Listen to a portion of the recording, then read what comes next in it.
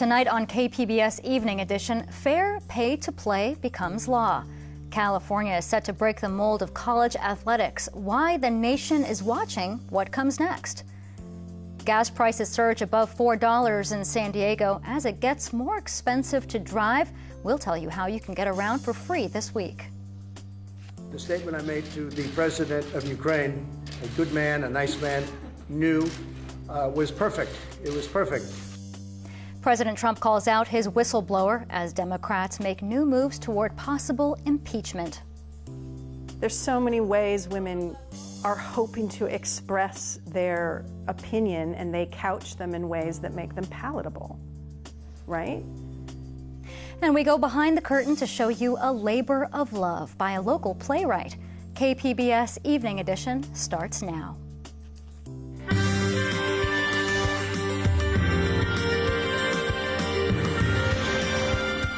Good evening. It's Monday, September 30th. Thanks for joining us. I'm Maya Trabulsi. We begin tonight with a new law in California that some say could upend amateur sports in the U.S. The law, the first in the nation, would allow college athletes to make money from endorsements. KPBS's Matt Hoffman live now with details on the law, its impact, and reaction. Matt? Yeah, my California Governor Gavin Newsom signed that bill into law today, which basically says that students can make money from selling their name, basically sponsorship deals. Newsom says that really college players get nothing, while universities, they make billions off of them while they're out there putting their health on the line for them. We're here at San Diego State right now. Now, the NCAA, which regulates college sports, says this would blur the line to professional sports, and San Diego State also has some issues with the new law. I don't support SB 206 in the sense that they've gone out and created a law that now puts us in direct conflict with the NCAA and NCAA rules, which stands to impact our student athletes negative. Under current NCAA rules, if a student receives an endorsement, they would become ineligible to play. NCAA officials say the new law would give California schools an unfair recruiting advantage, and they could be kept from competing altogether. While the state of California can beat the drum that we're making the NCAA do something, let's hope that they haven't done something that now impacts us negatively come January 1, 2023. The bill signed by Newsom does not go into effect until 2023. While Wicker doesn't agree with how the state has handled this, he's not necessarily against student athletes making money. I think it's finding the right balance. I'm not going to say it's right or it's wrong. We're going to work on finding a way for student athletes to take advantage of those new opportunities. Wicker also pointed out many student athletes are compensated in other ways. Student athletes don't go to school for free, so we're spending, an in-state student athlete, we're spending $30,000 to send that student athlete to school, to pay for their housing, to pay to feed them. I think it's time that the NCAA gets some pressure to adapt. Former Stanford University and NFL football player Greg Camarillo says college athletes should be able to sell their brand. The NCAA is making a lot of money off of it. Companies are making a lot of money off of them. It's about time for student athletes to be able to make some money off of themselves. Camarillo says the student athletes will still have other NCAA rules to follow. You will still go to class. You still have rules where you have to be progressing towards a degree. You still have rules where you have to have a certain GPA. This is not going to take students out of the classroom. This is not going to take degrees away from students. They're going to have to go to class, and they'll just be able to make money on the side just like any other student. California is the first state to pass a law where students can sell their brand. And the NCAA, they agree that something needs to be done more to help support students, but they say that it needs to happen on a national level, not just a state level. Live at San Diego State, Matt Hoffman, KPBS News. Thanks for that report, Matt. It's an eye-opener for those of you who filled up the gas tank to start another work week. San Diego's gas prices have shot up 32 cents in just 1 week. AAA says the local average is now $4.07, and that includes a 9-cent jump on Saturday alone. A couple of big factors are at play, including a drop in output at Southern California refineries and a drop in imported gas. San Diego is paying nearly $1.50 more than the national average of $2.65. And if you've been looking for a reason to take public transit to work, this week might be the time. KPBS Metro reporter Andrew Bowen says on Wednesday, all bus, trolley, and train rides will be free. Elected officials and transit supporters gathered at the Old Town Transit Center today to promote Free Ride Day on October 2nd. This is the second time the Metropolitan Transit System and North County Transit District have held the event. County Supervisor and MTS board member Nathan Fletcher says it's an effort to promote the benefits of transit, including cleaner air and lower greenhouse gas emissions. Last year on Free Ride Day, over 50,000 folks took transit trips that had not been taken the day before, which tells us that there is a pent-up demand, and if we just raise awareness of the opportunities and the options, folks get out and have this experience. Free Ride Day includes all buses and the trolley system, plus the Coaster and Sprinter rail lines in North County. Andrew Bowen, KPBS News.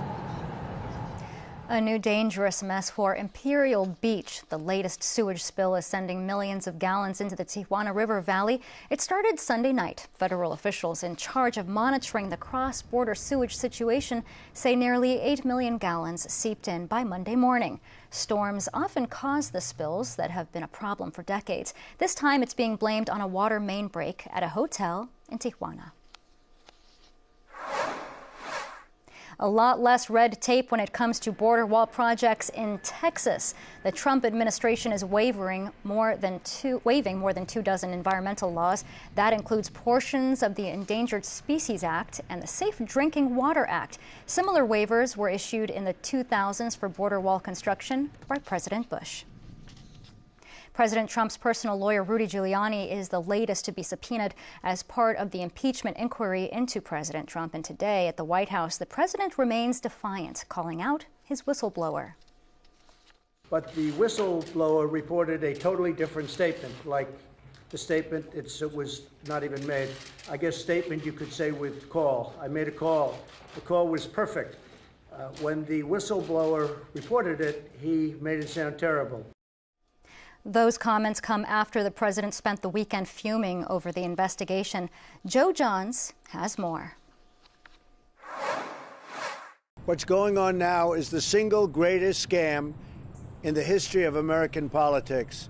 A defiant President Trump launching a tweet storm Sunday, writing, "I deserve to meet my accuser," the so-called whistleblower, claiming his lies were made in perhaps the most blatant and sinister manner ever seen.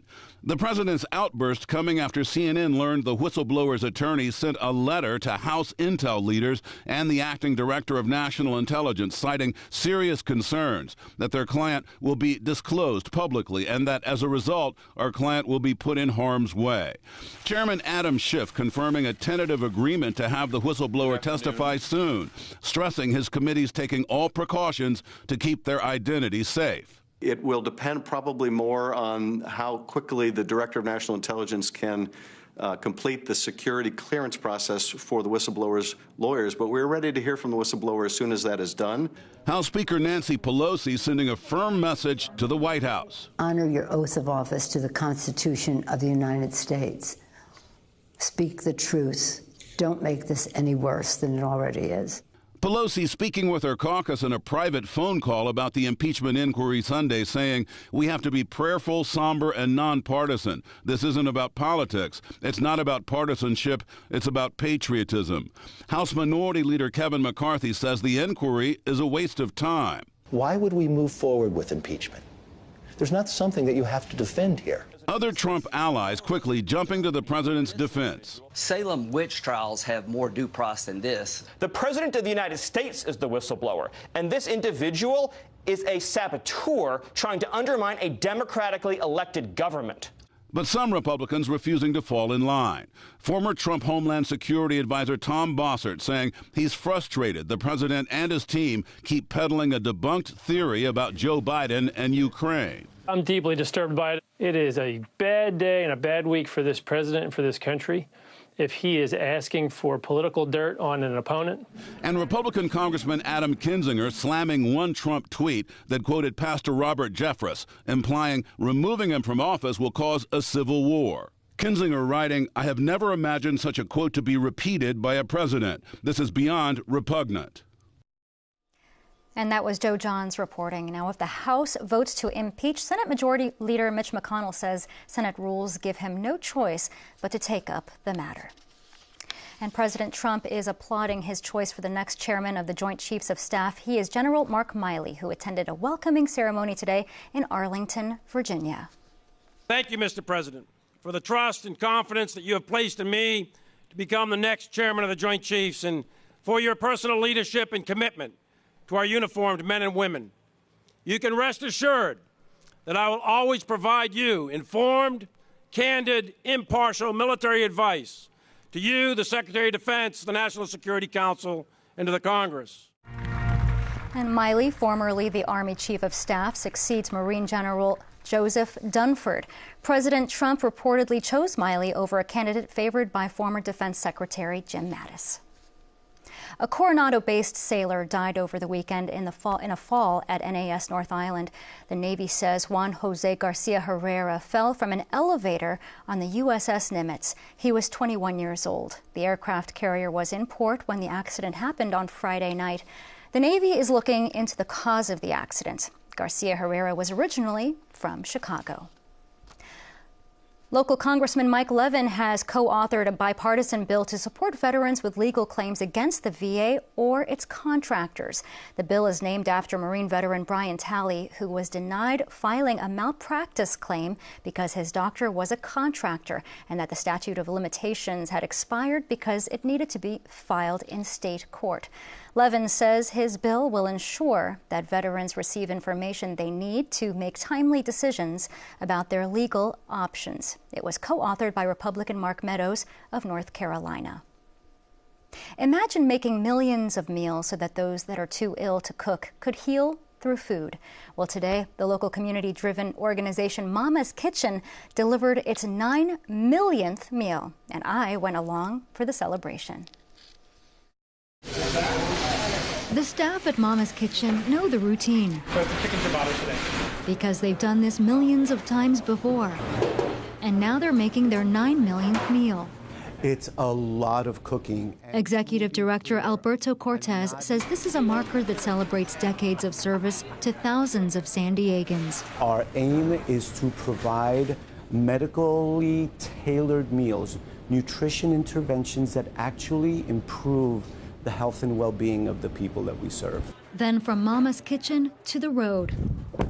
The meal is hand-delivered to longtime client Austin Hurd by California State Senator Tony Atkins. Yeah. I saw them putting this together this morning. It was pretty incredible. Well, thank you, Tony. The 9 million meal, and thank you, Mama's Kitchen. Thank you. Thank wow. you for the opportunity to serve. That's wow. Hurd has survived cancer twice and has been a client of Mama's Kitchen for 17 years. He says the service he's received has gone well beyond nourishment for his body. They were providing me service with food, but they were my friends. And you get that bond with them. For Mama's Kitchen, it's been 9 million chances to make a difference as a nutritional lifeline and human connection. You ask them how the family's doing. It's really great. Thank you. Awesome, thank you so much. And Mama's Kitchen has almost 1,200 volunteers who donate more than 31,000 hours every year. I'm Judy Woodruff. Tonight on the NewsHour, a critical moment for the country. What's next in the impeachment inquiry? Coming up at 7 after Evening Edition on KPBS. If you plan on getting a flu shot, we have a list of clinics posted right now at kpbs.org. And as health reporter Taryn Mento explains, it might be wise not to wait.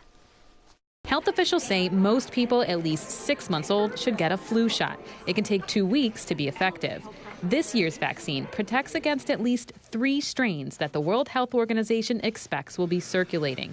The global group's recommendation is partially based on flu activity from the previous year. County microbiologist Annalisa Manlutak says that includes information collected by the San Diego Public Health Lab. We do subtyping. We don't only do screening. So the subtyping will help to see what is in the community just so they can go ahead and use that for the vaccine next year. Flu vaccines are free at county health clinics, but people with insurance are encouraged to get one from their provider. Taryn Mento, KPBS News. The effects of vaping are a growing health issue, and now San Diego County might put tighter restrictions on the industry. County supervisors are proposing a ban on flavored nicotine liquids commonly used for vaping. Supervisors Nathan Fletcher and Diane Jacob are working on a proposal for unincorporated areas. It would also temporarily ban the sale of vaping devices. Hundreds of vaping-related illnesses have been reported nationwide, with some of those in the San Diego area. In recent weeks, we've seen states take action by banning the sale and advertising of some vaping products. Washington is the latest, and it got heated as a business owner confronted the governor. Dee Sun has the story. There is no excuse in this state to addict a 12-year-old child. This is ridiculous. You guys are absolutely doing a disservice to the next question. Stop. Who's the next question? The signing of Governor Jay Inslee's emergency executive order banning all vaping flavors from nicotine to THC products got heated. I'm going to expect you to be quiet for a few minutes because I'm going to speak. This is a very contentious issue. Inslee and health officials said with the sharp rise of youth vaping, plus the surge of mysterious lung illness cases nationwide, they needed to take immediate action. We do not have evidence at the moment that the flavoring chemistry itself is the reason for the disease. But it is the reason for the disease because it is hooking our children on the product in the first place. It's an executive order that has businesses outraged. Okay, you're going to need to leave, sir. Yeah. You can drag me out of here. Shop owners and many of their customers say vaping is what helped them quit smoking. This exchange between a vape shop business owner and state rep Jerry Paulette. That's what our industry does. What you are doing is you are lying about flavors. No, you are lying. Vape shop owners say flavors are what adults want too. We do not sell to anybody that is not 18. I don't do this to make money. I don't do this because I am hooking children. I do this because I help people. The ban on flavors needs to first be approved by the State Board of Health. That's expected to happen October 9th. The ban would take effect the next day. They're not even giving us a chance to sell out of what we have. Vape stores across Washington are already planning to close, including this owner's shop in Moses Lake. I will have to put my LLC into bankruptcy. I am not going to be able to, afford the bills that I have. When asked about all the shops that would be put out of business, I would say that we are acting for the public health of the citizens of the state of Washington. And that was Dee Sun reporting. As for any local action on vaping, county supervisors will discuss its ban on vaping products later this month. It's an important crop here in San Diego County, and a new report finds that avocados may be in danger around the globe due to climate change. In fact, scientists from the U.S. and Mexico are working together to map out the DNA sequences of several types of avocados. The hope is to design them to survive higher temperatures and drought. Many environmental groups oppose genetic alterations, saying they increase pesticide use as well as unwanted changes in nutrition. Keep a jacket around for the next couple of days. It's going to be cooler than normal, especially in the mornings. Lauren Brayson has our forecast. Good evening. That pleasant stretch of weather is continuing, although you could wake up to some areas of patchy fog, keeping conditions nice and quiet with those seasonably warm temperatures during the daytime. We're remaining dry across Southern California. You have to go into the northern part of the state before you run into any rain, snow mix there in the higher elevations. Mostly dry all across the state, central to Southern California.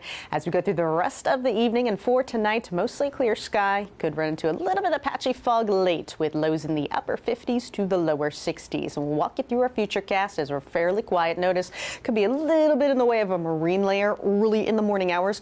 We will break free of those clouds very quickly as you approach the afternoon, remaining under a sun-filled sky evening into tomorrow morning. A lot of sunshine to go around as we're in that dry pocket of air, although some cooler air to the north trying to work its way as far south as us. However, we're keeping those temperatures right about where we should be for this time of year. Tomorrow's forecast forecast highs. Sunshine, we're keeping those temperatures in the 70s. 74 in Ramona to Oceanside, mid-70s. Here's the overall weather setup into midweek. NARDA, notice how it's pushing some moisture. It's getting tangled up in a frontal boundary, but all the rain and storms associated with that will keep far out east of us. So here's a look at that 5-day forecast along the coast. Sunshine across the board, temperatures near 80 inland. Warmer sunshine, low to middle 80s by middle and end of the week, and into the mountains. You're looking at nothing but sunshine. Lower 60s, a cool start on Tuesday. We'll pick right back up to the upper 60s Wednesday, Thursday. Friday, Saturday, soaking up that sunshine. Highs in the lower 70s. And here's that outlook into the desert. Nothing but sunshine. You definitely want to grab the shades, and we're going to be heating up very quickly over these next few days. Mid to upper 80s through Wednesday. Thursday, Friday, pushing the 90s, even hanging on to the middle 90s by Saturday. Nothing but sun at night. You'll cool to the upper 50s Tuesday, lower 60s middle to the end of the week. Friday, Saturday with those overnight lows in the middle to the upper 60s there. Not too shabby. For KPBS News, I'm meteorologist Lauren Rainson. Back to you.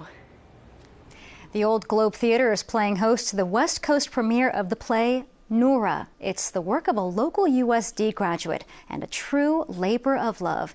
KPBS arts reporter Beth Accomando has a preview. Art has the ability to show us the world from a different perspective. So my father was born in Iraq and my mother is American. My dad's American now too. So I would say since I was 20, I've been kind of bridging both of those cultures and both of those worlds. And I have watched friends and family members and lots of people that have come to America from Iraq view their identity in a very personal and different way.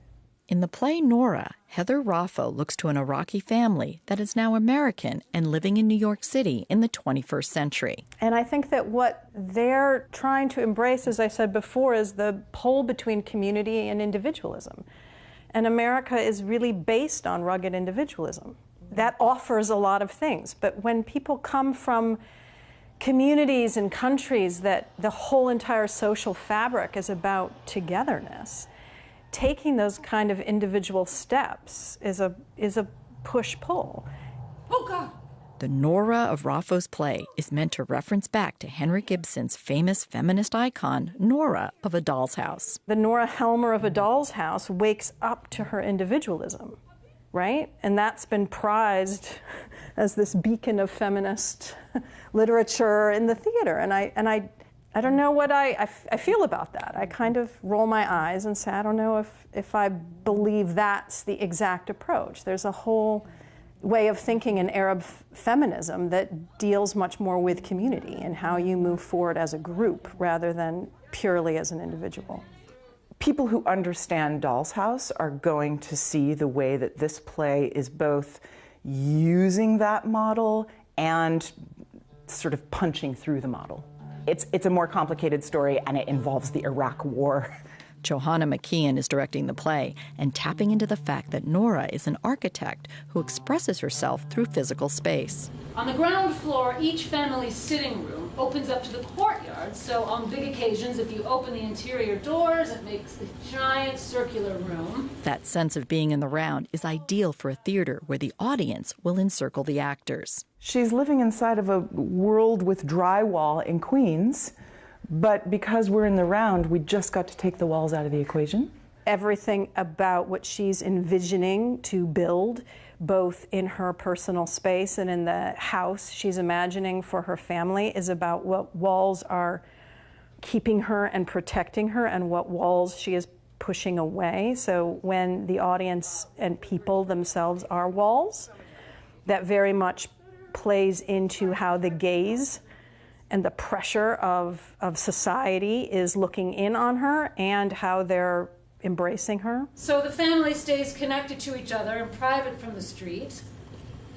But aren't they isolated? The dissolving walls sort of opened up the whole world for us in terms of the way that we conceived it. I mean, we've tried to be actually quite expressionistic with the way that we've conceived the world, which hopefully will be quite visceral. Maryam! Habibti! Narratives about refugees can sometimes be reduced to either making them victims or the enemy. That's kind of the two extremes that our politics have pushed people into. So to have a play where the characters are neither really serves up a very different type of narrative that I think people in San Diego will really lean into. But you're studying physics. Yes, thermodynamics. It's also not easy to present a female protagonist that does not try to ingratiate herself to the audience. The biggest thing that really distinguishes her is this lack of needing to be sympathetic. There's so many ways women are hoping to express their opinion, and they couch them in ways that make them palatable, right? They play small, or they play kind, or they play nice in order to say the thing they came to say. And she is discovering through the course of the play that that didn't serve her. That is a story that you don't see so often on stage. And it feels like fresh terrain, honestly, in terms of the sort of national cultural conversation. It's not something that we dig into that much. Or perhaps it's familiar terrain that we just need to revisit from a fresh perspective. Beth Accomando, KPBS News. And Nora runs through October 20th at the Globe's Cheryl and Harvey White Theater. You can find tonight's stories on our website, kpbs.org/evening edition. Thank you for joining us. Have a great evening.